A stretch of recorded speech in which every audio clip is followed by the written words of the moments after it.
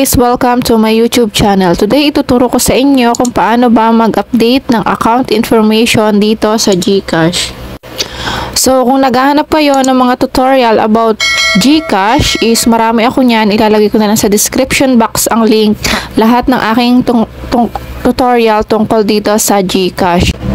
So, ayan, let's start. Mabilisan lang ito. First is, go to your GCash account. Itap nyo ito. And then, after nan, is mag-login kayo. So, ayan, nandito na tayo sa home ng GCash. Para makapag-update kayo ng inyong information is, itap nyo itong profile. So, lalagyan ko na lang siya ng mga arrow o circle para masundan nyo.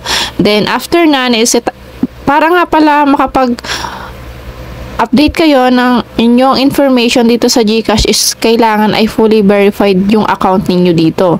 Then, after nan, is itap nyo itong arrow dito sa gilid. So, ayan, nakikita nyo dito yung account information.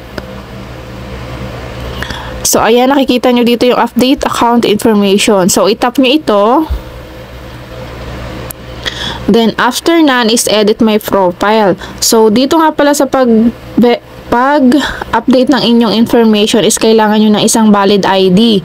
So, nakalagay dyan is use an original ID, not a photocopy. So, ayan. Basahin nyo na lang siya and then, itap nyo itong update your profile.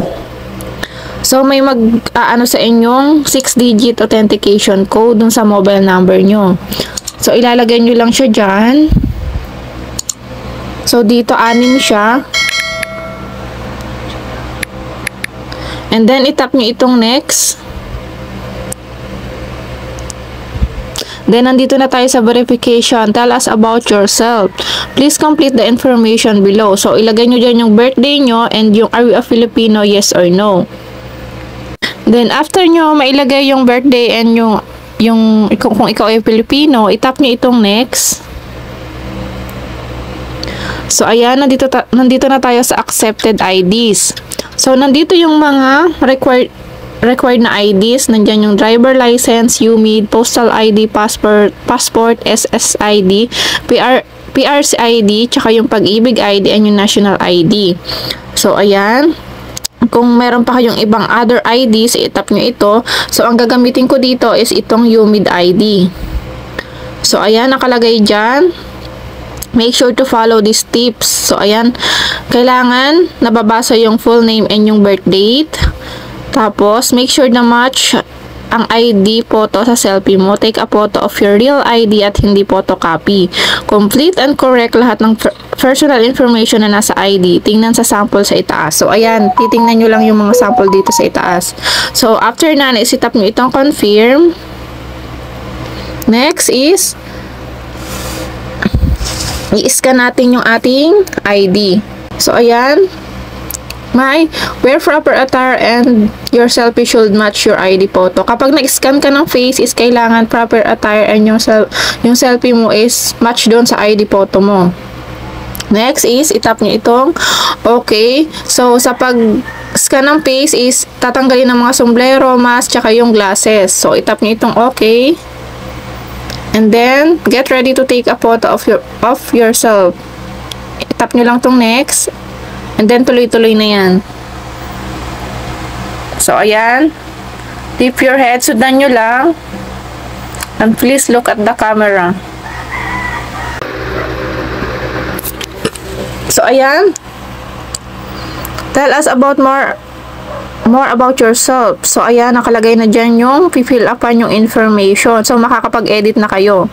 So, nakalagay yung salutation, first name, Philippines, work details. So, ayan.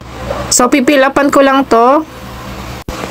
So, after nyo mapilapan ng information dito, is itap nyo na itong next.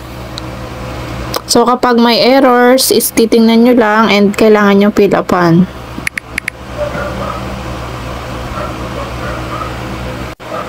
So, after nyan is review information. So, kailangan nyong i-review kung tama ba yung mga nilagay nyo dito. So, ayan. After nyo ma-review is, itap nyo itong I accept the terms and condition. Then, tap confirm.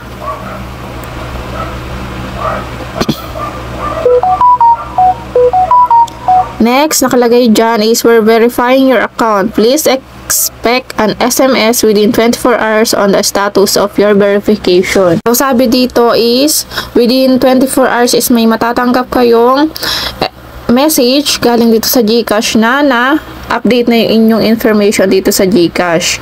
So, ayan, makikita nyo dito na update na ang aking GCash account. So, 3 days is na-update na ito.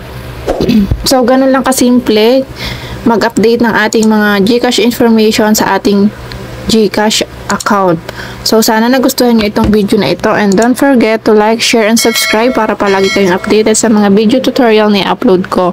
See you on my next vlog. Bye-bye!